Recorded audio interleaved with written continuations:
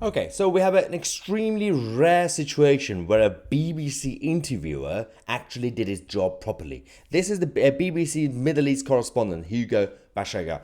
And this guy actually decided to interview one of the Hamas leaders. Well, one of the official spokesman of Hamas. And this interview did not go well for the Hamas nutter, because at the end he actually decided to storm out of the interview like a snowflake. But Hugo actually asked some good questions. I wonder if his career at the BBC is going to go anywhere. And I think from the first moment we declared that this operation was not directed to the civilians. But I can confirm and assure again and again that there was no command to kill any civilians. You say this was a military operation, but the result of it was that hundreds of civilians were killed. Because the area is very wide and there are many people there, and there was clashes and confrontation. It's not confrontation. You invaded houses. I don't have details what happened inside, but I can tell you that we didn't have any intention or decision to kill the civilians. You say you were not targeting civilians. Yes. And you now have more than 200 hostages, many of them civilians. Why don't you then just release those civilians? We are ready to deal positively with the point of these hostages, with highly positive range. And we declare this. But I think we have to find suitable circumstances for this.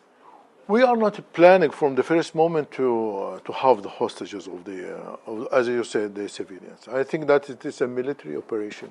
It's a military operation. But how does it advance the Palestinian cause? I don't accept from you that we are just kill the civilians in order to... We've seen the evidence, we've seen the pictures, we've seen the footage. It is a shame for you to do that. It is not a question. It is a shame for you to do that. We are fighter for dignity and for freedoms. For freedom. By killing people in their homes, by invading a music festival and killing hundreds of people? Israel as country, as a state, they provide and supply the occupation. They supply him with money, with weapons. Israel is state of occupation. But how do you... Israel is state of brutality, of massacres. No, you have to think... How do you justify killing people as they sleep, families?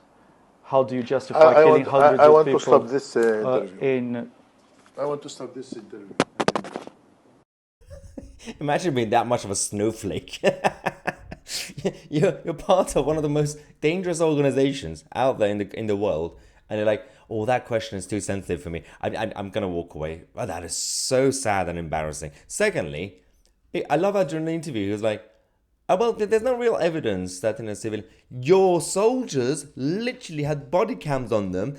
They filmed themselves targeting innocent civilians, and they bragged about it with selfie videos and everything, and they posted on social media.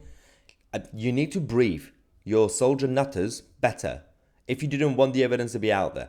Also, he says, well, no, we tried. There was confrontation. There just happened to be people there, and they fought back.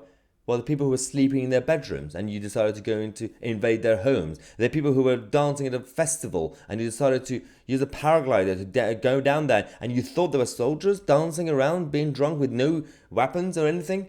So they were fighting back when the kids at that festival were running away. Were literally running away, and you decided to still chase them and target them and take some of them as hostage. So that was a confrontation apparently, and you didn't know whether they were civilians or not.